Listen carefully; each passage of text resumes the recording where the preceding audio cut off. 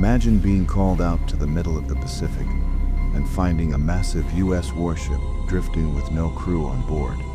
No distress call, no survivors, just silence. At first, the Navy thought it was a simple recovery job, but the men who stepped onto that ship experienced something no training could prepare them for. They heard voices giving orders over radios that weren't even powered, saw sailors standing at their posts who disappeared when approached, and felt the presence of a crew that never left. This is their story. Stay with us as we uncover the ghost ship mystery. I was a petty officer, second class in the Navy when this happened, serving on a salvage and recovery crew. We were the guys who went out when ships or aircraft were found drifting or sunk in shallow waters. The kind of jobs that weren't glamorous but kept the fleet clean and accounted for. Most of the time it was routine: tow a broken fishing trawler, retrieve a container ship that lost power, recover downed aircraft wreckage. Nothing too dramatic. But the warship, that was different. We were about 4 days out of Pearl when our skipper told us about the assignment. A battleship had been spotted drifting in the Central Pacific.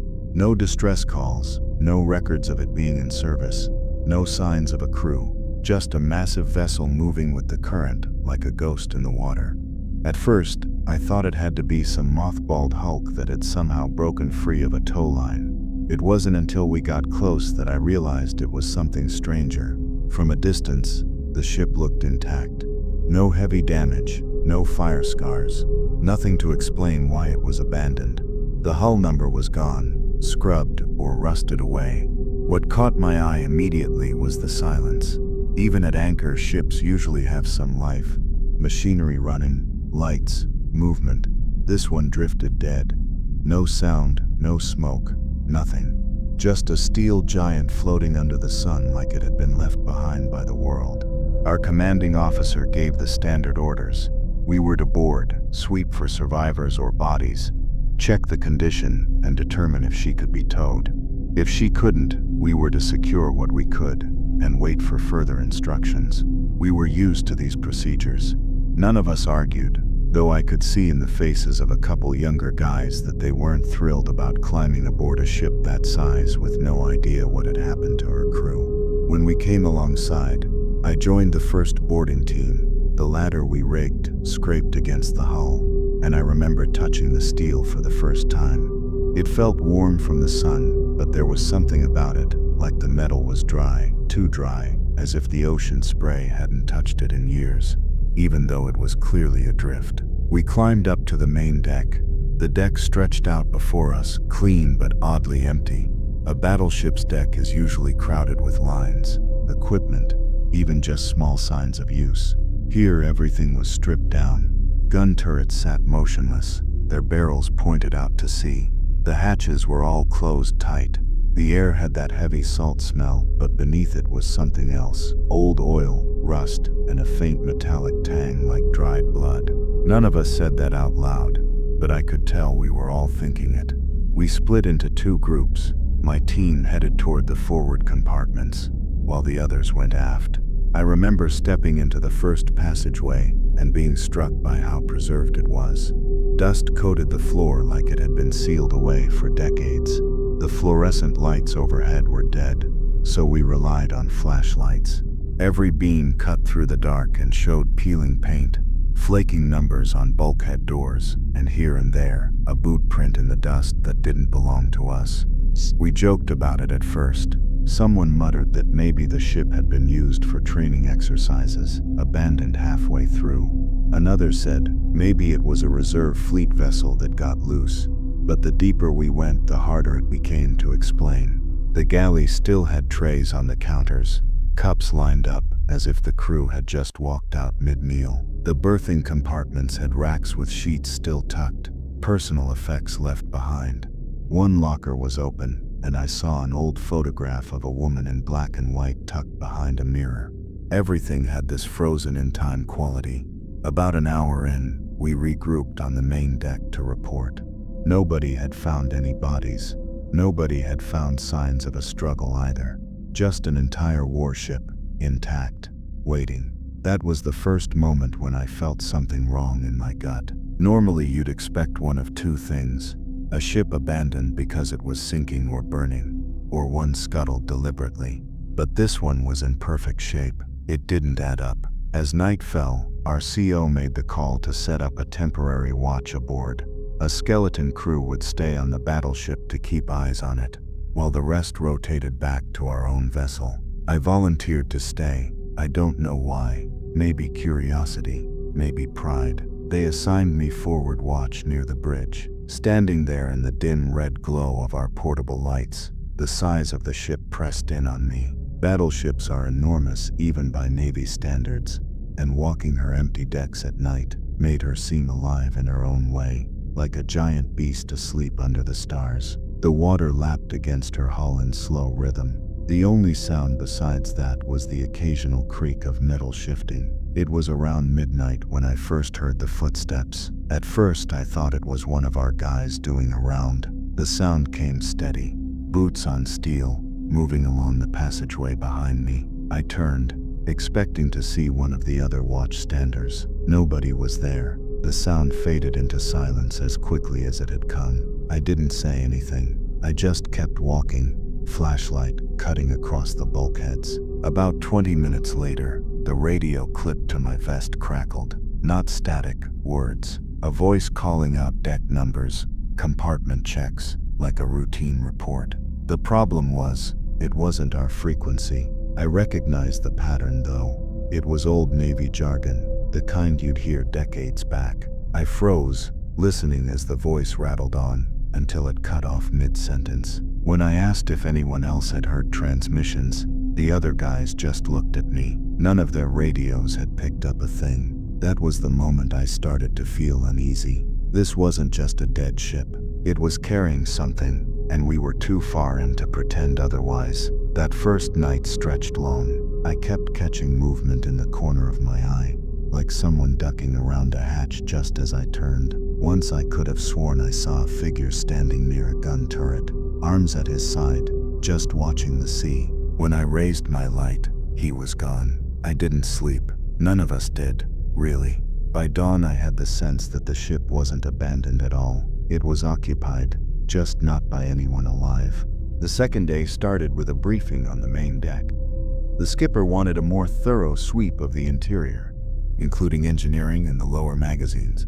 Our job was to catalog everything: equipment left behind, signs of life, structural integrity. He wanted a complete report before deciding if we could rig a tow line. I didn't mention the footsteps or the voice on the radio. I figured the guys would write me off as tired, but I wasn't the only one who had seen or heard something. During breakfast, one of the engineers said he'd seen a light flicker down below deck even though the power was dead. Another swore he'd spotted a man standing at the rail, only to find no one when he went to check. These were seasoned sailors, not the type to spook easily. That unspoken agreement settled over us. Something wasn't right, but we weren't about to turn down orders. I went with the forward team again. We entered through a hatch that led us down into the ship's operation spaces. The deeper we went, the heavier the air felt, stale and damp. Dust floated in our flashlight beams like fine mist. The passageways grew narrower, the overheads lower. We moved slowly, keeping comms open. We reached the Combat Information Center. Every console was still in place, screens dead, but the chairs looked as if their occupants had just stood up moments before. Papers were scattered on the deck. One binder still lay open with coordinates written in pencil, though the ink had faded to near nothing. On one wall, the ship's clock had stopped at 0247. No one touched it. As we searched, one of the guys, Morales, froze. He swore he heard voices behind the bulkhead, faint but distinct, men speaking in low tones, like a watch crew trading information. We all went quiet. For a moment, I heard it too. The muffled rise and fall of words we couldn't quite make out. Then silence. We opened the hatch to the next compartment. It was empty. Later that afternoon, we reached the crew quarters on the lower deck. This was the worst part for me. Rows of bunks stretched in every direction, racks still made, lockers lined up. It should have been noisy. Places like that always carried the sound of boots, snoring, card games. Instead, it felt like a stage after the actors had left. On one bunk, I found a pair of dog tags laid neatly on the pillow.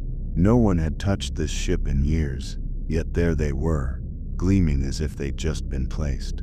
We regrouped and pushed deeper. The engineering spaces were massive, filled with machinery that should have taken a crew of dozens to run. Everything was cold. No hum of generators, no vibration. We split up to cover more ground. That was when we lost Petty Officer Jensen for the first time. He was with the aft group, sweeping near the engine room, his voice cut off mid-report. We tried raising him on comms. No response. Within minutes, 3 men retraced their path and found him standing in a passageway staring at the bulkhead like he was waiting for orders. When they grabbed his shoulder, he blinked as if snapping out of a dream and swore he had been hearing the chief engineer giving him tasks. Old Navy commands no one uses anymore. He couldn't explain how he'd ended up there. That incident rattled everyone. Jensen was solid, not prone to daydreams or nerves. Seeing him dazed like that drove home what we were walking into. By nightfall, we had covered most of the upper and middle decks. Our report noted no structural damage, no sign of scuttling, and no human remains. That in itself was disturbing. Hundreds of men should have crewed a battleship this size. They couldn't all have vanished. That evening, I was again posted near the bridge. The sun had gone down, and the Pacific was calm, the horizon lined with fading orange light. I stood watch, scanning the deck, when movement caught my eye, near the forward turret. A man in uniform stood there, facing away, his hands clasped behind his back. His posture was rigid, like an officer inspecting his ship. I thought it was one of ours. I called out, asked if he was relieving me early. He didn't answer. I walked closer. The figure didn't move. When I shone my light, the beam passed straight through him, reflecting off the steel turret behind. For a split second, I saw his face, pale, eyes hollow, cap tilted low. Then he was gone, like he'd never been there. I stood frozen, my heart hammering. That was no trick of light. I knew what I'd seen, but when I reported it, the officer on duty just nodded slowly and told me to log it as an observation. He didn't laugh, didn't question. That unsettled me even more, because it meant I wasn't the first. The rest of the night, the ship came alive in ways I couldn't explain. Doors rattled in compartments we'd secured. Radios crackled with phantom transmissions, some of them calling out names none of us recognized. Once we heard the sound of boots running on the deck above us, but every time we checked, the space was empty. Sleep was impossible. I dozed for maybe 20 minutes at a time, waking to what I thought were whispers by my ear. At one point, I sat up and saw the outline of a man at the foot of my rack. He stood perfectly still. I blinked, and he was gone. By morning, we all looked worn. Even the officers kept their voices low. Nobody said it directly, but we all felt the same thing. The ship wasn't empty. It was occupied by something we couldn't understand, and the deeper we went, the more it seemed like it wanted us there. By the third day, the atmosphere among the crew had changed. We weren't cracking jokes anymore. We weren't trading theories about where the ship had come from, or what might have happened. We just did our jobs quietly, eyes flicking to every shadow. Even the officers had stopped trying to explain things away. They gave the orders, and we followed, but the confidence was gone from their voices. The plan that morning was to sweep the magazines and lower storage areas. These were deep within the hull, the kind of places where daylight never reached even when the ship was fully crewed. I volunteered again, though I wasn't sure why anymore. Maybe I wanted answers. Maybe I was too stubborn to admit how uneasy I felt. The descent into the lower decks was worse than before. The passageways narrowed, and the air grew heavier. Dust clung to everything, and our flashlights struggled to cut through the gloom. The silence pressed in, broken only by the creak of metal and the scuff of our boots. Every step echoed back at us, though half the time it sounded like more footsteps than we were making. We entered one of the ammunition magazines. Rows of empty racks lined the bulkheads, the shells long removed, but the smell of cordite still lingered faintly in the air, like the memory of fire. Morales pointed out something on the deck, scuff marks, fresh, as if heavy crates had been dragged across recently. That shouldn't have been possible. No one had moved anything down here in decades. As we moved deeper, Jensen started acting strange again. He fell behind, muttering under his breath. When I pulled him aside, he told me he could hear someone calling his name, a chief's voice clear as day. He said he recognized it, though the man had died long before either of us joined the Navy. I tried to shake him out of it, but the look in his eyes told me he wasn't making it up. He was hearing something real, even if it wasn't possible. We pressed on until we reached the last compartment. That was when the lights came on. Not all of them, just a row of overhead fluorescents flickering to life. The problem was, the ship had no power. We froze, staring at the sudden glow. For a moment I thought maybe some emergency generator had kicked in. Then I saw movement in the corner. Men were standing between the racks, half a dozen of them. Sailors in old uniforms, faces pale, eyes dark. They weren't solid, not exactly. They shimmered faintly, like reflections on water. One of them turned his head slowly toward us, and I swear he locked eyes with me. My blood went cold. I couldn't move, couldn't speak. Then just as suddenly the lights snapped off. Our flashlights cut through the darkness, but the space was empty again. We pulled back fast. Nobody argued. When we regrouped topside, the officers downplayed it, but none of us were fooled. We'd all seen the same thing. The ship wasn't just playing tricks anymore. It was showing itself. That night, more men started hearing things. Snatches of conversation in empty compartments. The clang of tools and engineering, though no one was working there. One guy swore he saw a full watch rotation happening on the bridge. Men moving at their stations like the ship was underway, only vanishing when he blinked. Another claimed he'd been grabbed by the wrist while climbing a ladder, though nobody had been behind him. Sleep deprivation hit hard. Some of us tried to catch a few hours in shifts, but the compartments felt wrong, as if someone was always standing just out of sight. I kept dreaming of being back in boot camp, standing at attention. Only the instructors' faces were blurred shadows. I'd wake up drenched in sweat, certain that someone had whispered my name in the dark. By the fourth morning, morale was breaking. A few guys demanded to be rotated back to our own ship. The skipper refused, saying we had orders to finish cataloging. Arguments broke out. Nobody wanted to be left alone on watch anymore. Every movement, every creak of steel set nerves on edge. The ship felt alive, but not in any way we understood. Later that day, Morales went missing. He was with a two-man team checking compartments near the stern. They turned a corner, and he was gone. No sound, no sign of struggle, just gone. We tore the place apart, calling his name, shining lights into every corner. Nothing. It was like the ship had swallowed him whole. That shook us worse than anything. Up until then, the ghosts had been glimpses, voices, tricks of light. But Morales was flesh and blood, and he'd vanished without a trace.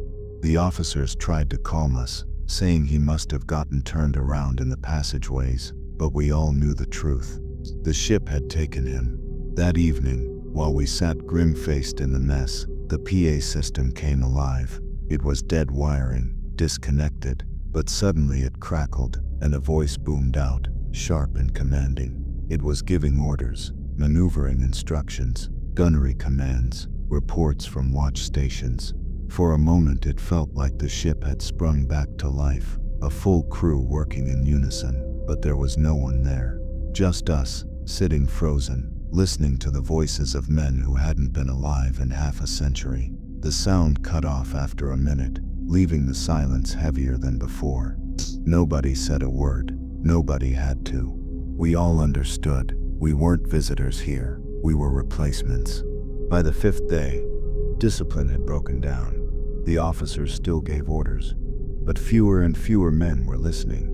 Morales was gone, and Jensen was slipping further into whatever trance had hold of him. He kept talking like he was part of the old crew, mentioning compartments that weren't even on our schematics, asking if we'd relieved watch or cleared the turrets.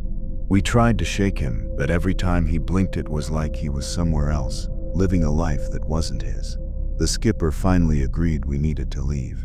He said the ship was stable enough for towing, but we weren't going to risk losing more men to unexplained circumstances. The plan was simple: rig the tow and pull her back toward Pearl. A skeleton watch would remain aboard just long enough to secure lines, then rotate back to our own vessel. None of us argued. We wanted out. That afternoon, while securing the forward deck, the weather turned. The Pacific can be unpredictable, but this storm came fast, too fast. One moment the sea was calm, the next the horizon was swallowed in black clouds. Rain hammered the deck, and the wind screamed through the rigging. Our own ship had to pull back for safety, leaving us stranded aboard the battleship until the storm passed. That was when the real nightmare began. The ship came alive with sound. Not the storm, not the sea. Her. The PA crackled again, voices shouting orders, bells ringing, alarms blaring. We heard the thunder of boots running on the deck above, the crash of hatches slamming. It was as if the battleship had returned to combat, caught in a fight none of us could see. I huddled with 3 others near the bridge, listening as the sounds grew louder. Through the rain, I saw figures moving on the deck.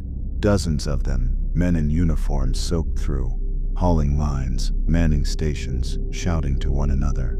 Their faces were pale, some scarred, some burned.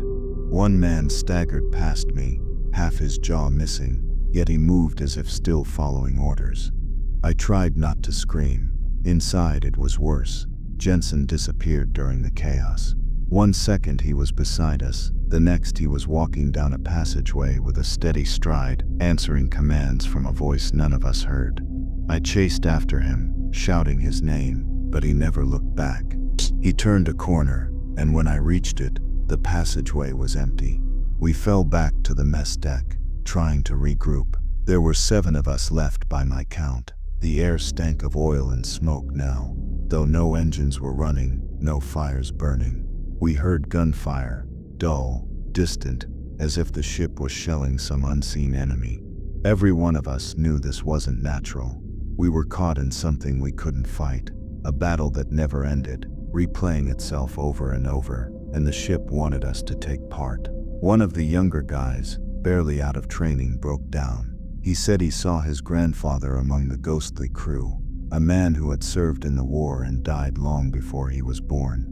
He swore the figure looked right at him, called him by name. I didn't see it myself, but I didn't doubt him. The ship had a way of knowing us, drawing us in through whatever ties it could find. By dawn, the storm passed. The sea calmed, but the ship stayed alive. The voices didn't stop.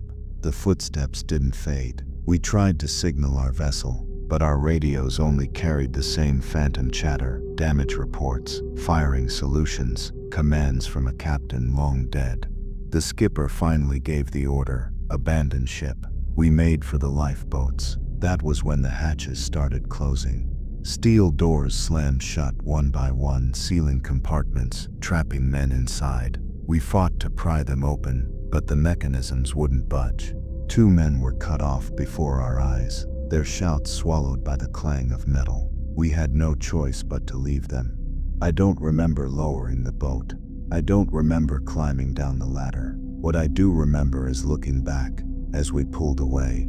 The battleship loomed against the pale morning sky, her deck lined with figures watching us go. They stood shoulder to shoulder, silent, their faces turned toward the sea. For a moment I thought I saw Morales among them, and Jensen. Their eyes followed us until the fog swallowed the ship whole. We were rescued hours later by our own vessel. Of the team that had boarded, less than half of us returned. The skipper filed his report, but I doubt it ever made it past the first desk. The official record said Morales and Jensen were lost during the storm. The others presumed drowned. Nothing about the voices, the figures, the ship that fought a war it had already lost. It's been years now. I've tried to put it behind me, but I can't. Sometimes at night, when I'm half asleep, I hear the clang of boots on steel, the bark of orders over a dead radio. I dream of passageways stretching into darkness, of pale faces turning toward me as I walk by. And every time I close my eyes, I see that ship waiting on the horizon, drifting, patient. The hollow warship is still out there. I know it, somewhere in the Pacific, carried by currents, fighting battles no living man can see. And if you ever come across her, if you ever spot her hull rising out of the fog, don't go aboard, because once you step onto her deck, you're not just a visitor, you're crew, and the ship doesn't let her crew leave.